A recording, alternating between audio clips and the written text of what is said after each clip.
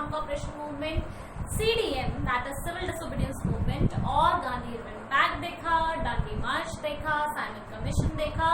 CDM में different communities ने क्यों पार्टिसिपेट किया, उसका रीजन देखा। आज बात करेंगे नए टॉपिक की, that is limits of CDM that is civil disobedience movement, यानी कि कहां पर सिविल डिसोबीडियंस मूवमेंट का पार्टिसिपेशन हमें बिल्कुल देखने को नहीं मिला, या कहां पर कांग्रेस थोड़ा सा डल पड़ गई पार्टिसिपेशन लेने में, लोग अनइंटरेस्टेड अनविलिंग क्यों लगे कुछ पार्ट ऑफ नागपुर और महाराष्ट्र में, ये आज हमें देखना है। देखिए बहुत इंटरेस्टिंग सी बात है, ये आपने भारत में कई बार कई चैप्टर्स में देखा होगा, सिविक्स में स्पेशली 8th स्टैंडर्ड में बच्चों को पढ़ाया जाता है दैट अनटचेबिलिटी का एक दौर रहा था भारत, ठीक है, जब दलित्स का एक टाइम था कि उनको सबसे ज्यादा वीक और लोग अछूत डिक्लेयर कर देते थे, एलिनेटेड बना देते थे, उन्हें अपनी सोसाइटी का नहीं मानते थे, यहाँ तक कि पब्लिक वेल से पानी नहीं ले सकते थे, वो मंदिर में नहीं जा सकते थे, स्कूल में सबके साथ बैठ के नहीं पढ़ सकते थे। अगर आपको याद हो क्लास 8 में आपने ओम प्रकाश वाल्मीकि जी का एक किस्सा पढ़ा था,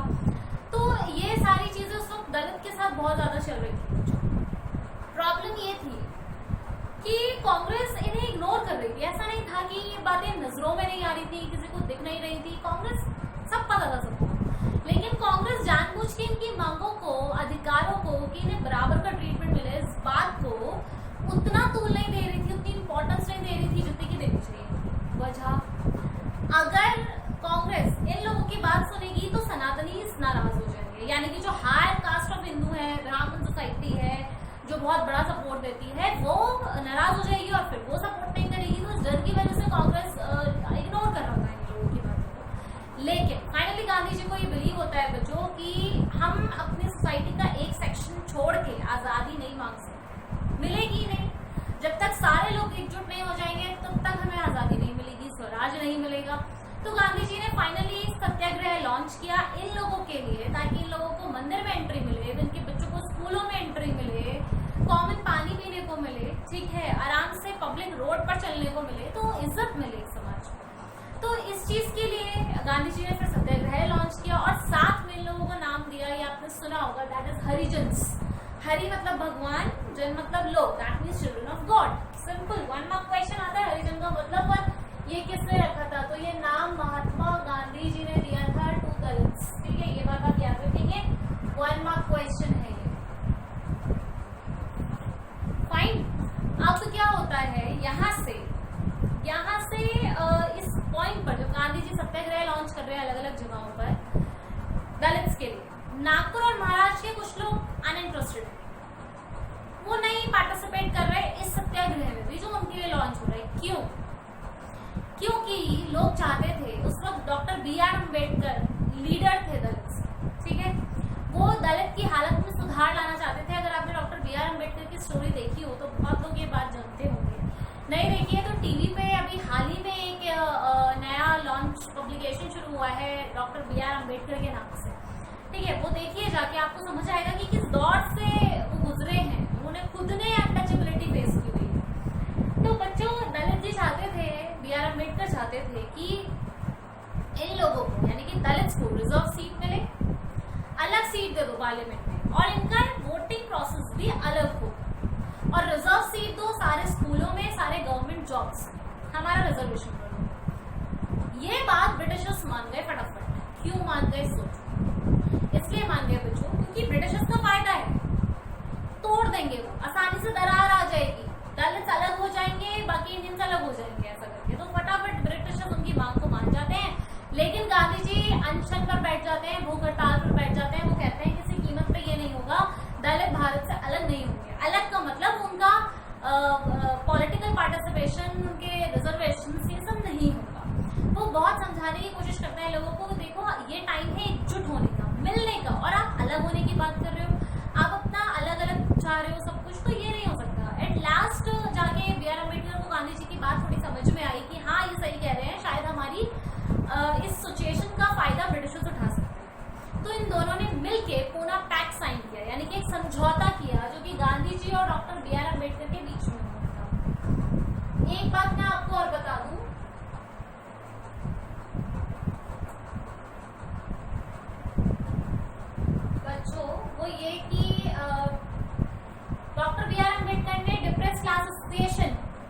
एसोसिएशन बनाई थी 1930s में, जो कि सिर्फ दलित्स के लिए काम करती थी। ये 1 मार्क क्वेश्चन पूछा जाता है। Name the association which was formed by doctor B R Ambedkar. ठीक है बच्चों, तो पूना पैक्ट साइन हुआ सितंबर 1932 में, जिसमें ये तय हुआ, आधी बात गांधी जी की मानी गई, आधी बी आर अम्बेडकर की। दलित को रिजर्व सीट्स दी गई प्रोविंशियल और सेंट्रल काउंसिल में, पर वोटिंग का प्रोसेस कॉमन हुआ, यानी कि जिस पैटर्न में सारे लोग वोट करते हैं उसी बॉक्स में दलित भी वोट करेंगे, पर हम कुछ सीट्स रिजर्व उनको दे देंगे। ठीक है, तो ये समझौता दोनों के बीच हुआ, जिसे कहा गया पूना पैक्ट। ये साइन हुई सितंबर 32 में। ठीक है, तो फिर उसके बाद बच्चों ये थोड़ा सा मसला जो है वो सेकेंड राउंड टेबल कॉन्फ्रेंस में सुधरा। एक बार इसी चीज को हम एनसीईआरटी की लैंग्वेज में, भाषा में देख लेते हैं और फिर आगे बढ़ेंगे। तो इग्नोर्ड कास्ट थी दलित।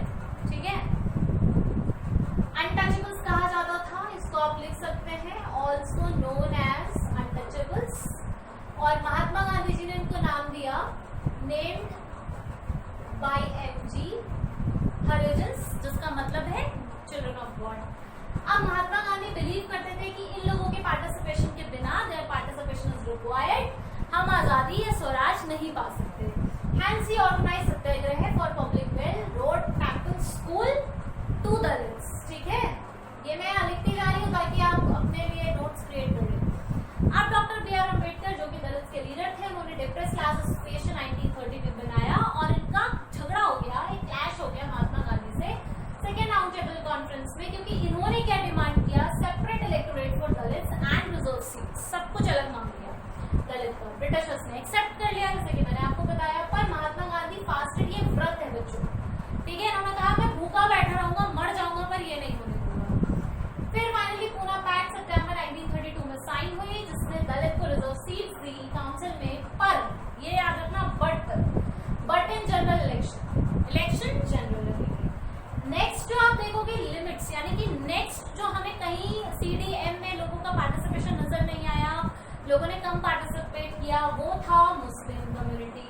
Muslim community was lukewarm in CDM. ये क्वेश्चन बच्चों 3 मार्क में आता है, बोर्ड का क्वेश्चन है ये, कि क्यों मुस्लिम पार्टिसिपेशन ल्यूकवार्म रहा, यानी कि बहुत धीमा रहा, बहुत ज्यादा धीमा रहा। क्यों, क्या वजह थी कि मुस्लिम्स ने सीडीएम में पार्टिसिपेशन नहीं दिखाया। राइट, आइए देखते हैं।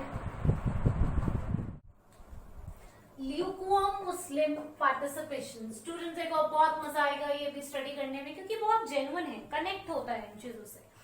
मुस्लिम्स का आप याद करिए, नॉन कॉपरेशन मूवमेंट के टाइम जो खिलाफत मूवमेंट मर्ज हो गया था जिन्ना अली ब्रदर्स के साथ गांधी जी का, लेकिन गांधी जी ने उस मूवमेंट को कॉल ऑफ कर दिया था because it was standing violence, पर सक्सेसफुल नहीं हुआ था। सक्सेसफुल होने से पहले ही, यानी कि मांगे पूरी होने से पहले ही सब लोगों की, गांधी जी ने मूवमेंट को कॉल ऑफ कर दिया। अब ये जो कॉल ऑफ हुआ मूवमेंट का, इसमें बहुत बड़ा एक कहते हैं ना भ्रम, गलतफहमी, मिसअंडरस्टैंडिंग्स, डिस्ट्रस्ट क्रिएट कर दिया in the hearts of the Muslim community. उनको लगा कि गांधी जी ने उनकी मांगे पूरी किए बिना ही इसको कॉल ऑफ कर दिया, यानी कि वो चाहते थे कि हमारी मांगे पूरी ना हो। ठीक है, और पहले से हिंदू मुस्लिम्स के बीच में जो सांप्रदायिकता फैली हुई थी देश में, वो एक बहुत बड़ा कारण रही। ये सारी चीजें थी कि इसके चलते जो इनके लीडर थे जिन्ना अली, उन्होंने ये मांगा, जैसे दलित ने मांगा, उन्होंने भी कहा भाई हमें सेपरेट सीट दो, हम माइनॉरिटीज में आते हैं भारत में और हमें हमारी सेपरेट सीट चाहिए, हमें हमारा सेपरेट इलेक्टोरेट चाहिए। लेकिन जो हिंदू, पहले एक बच्चों एक ऑल इंडिया कॉन्फ्रेंस थी 1928 में, जैसे ही जिन्ना अली ने ये मांग रखी, ये कॉन्फ्रेंस ब्रेक हो गई, क्योंकि लोगों ने कहा अब ऑल इंडिया कॉन्फ्रेंस का क्या मतलब है, अब तो ऑल रहा ही नहीं, अब तो ब्रेक हो गए लोग, तो ये टूट गई। और इसके टूटने की वजह बने एम.आर. जयकर, ये हिंदू महासभा के लीडर थे, इन्होंने बिल्कुल मना कर दिया सिरे से, इन्होंने कह दिया, मोतीलाल नेहरू जी भी थे तो बहुत सारे लोग, उन्होंने सख्त मना कर दिया स्ट्रेट कि हम मुस्लिम्स को एक सेपरेट इलेक्टोरेट नहीं देंगे, एक सेपरेट पाकिस्तान में कहूँ इनडायरेक्टली मांगा गया, उन्होंने बिल्कुल मना कर दिया कि हम नहीं देंगे। ये मना करने से और मुस्लिम्स भड़क गए, उनको लगा कि ये लोग तो कभी चाहते ही नहीं है कि हमारा कोई सेपरेट, हमारा कोई डिग्निटी हो, और गलत फहमी का एक एनवायरमेंट क्रिएट हो गया और दोनों आपस में एक दूसरे के लिए भेदभाव और बढ़ाने लगे। डिस्ट्रस्ट, सस्पिशन हवा में, बस एक दूसरे की कम्युनिटी के लिए सिर्फ नेगेटिव ही थॉट्स थे।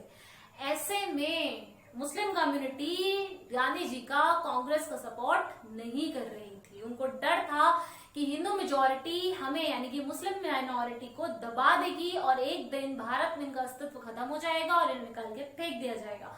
इस डर के चलते ये लोग सिर्फ एक ही चीज चाहते थे और वो था पाकिस्तान, और किसी भी चीज में सपोर्ट नहीं कर रहे थे, बस इसी डर के चलते। एक बार इसी चीज को हम एनसीईआरटी में और देख लेते हैं।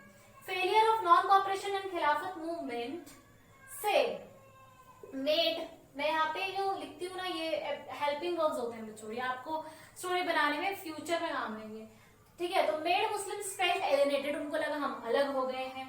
Congress was more associated with Hindu Mahasabha, ये भी एक सच था बच्चों की कांग्रेस हमेशा से हिंदू महासभा से हमेशा से ज्यादा जुड़ी रही। Hindu muslims gap widen thereby, अब अगर शुरू से ही कांग्रेस इस बात का ध्यान रखती कि नहीं आप हिंदू महासभा से अगर कोई सजेशन ले रहे हो तो मुस्लिम्स के भी एक रिप्रेजेंटेटिव से लो, ऐसा उन्होंने कोई ध्यान दिया नहीं। इसकी वजह से हिंदू मुस्लिम्स के बीच का जो गैप था वो बढ़ता ही गया समय के साथ। फाइनली मोहम्मद अली जिन्ना और उनके लीडर्स ने सेपरेट इलेक्टोरेट मांग लिया मुस्लिम्स के लिए, very important line. But all party conference जो कि 1928 में टूट गई क्योंकि एम.आर. जयकर जो कि हिंदू महासभा के लीडर थे उन्होंने रिजेक्ट कर दी। इट मतलब डिमांड है यहाँ पे, ठीक है, डिमांड को रिजेक्ट कर दिया। इसकी वजह से एक लार्ज डिस्ट्रस्ट सस्पिशन क्रिएट हो गया between the communities which made Muslims aloof. उनको लगा कि वो उनका कोई अस्तित्व नहीं है भारत में, उनकी कोई सुनने वाला नहीं है, कोई सरकार नहीं है, इसलिए मुस्लिम्स जो है वो माइनॉरिटी में है और वो डर गए कि कहीं ऐसा ना हो कि वो डोमिनेशन में यानी कि तानाशाही में हिंदू मेजोरिटी की कहीं ना कहीं दब जाए। इस कंसर्न में उनको अपने स्टेटस का, भारत में अपने अस्तित्व का चिंता होने लगा और ये खतरा उन्हें सताने लगा कि उनका क्या होगा। देयर बाय ये दो फैक्टर में, दलित और मुस्लिम फैक्टर में सीडीएम का पार्टिसिपेशन और सपोर्ट नहीं मिला हमें, जो कि एक बहुत बड़ा लिमिटेशन बन गया, लिमिट बन गया सीडीएम का।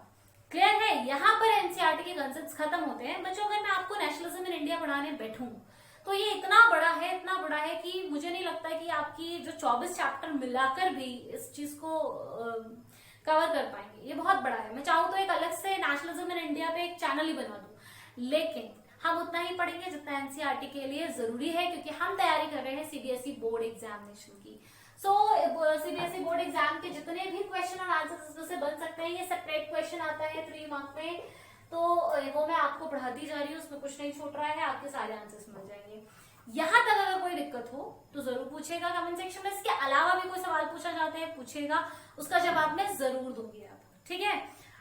नेक्स्ट लेक्चर में मिलेंगे जो कि रहेगा चैप्टर का last lecture. Till then stay healthy, stay happy, good bye.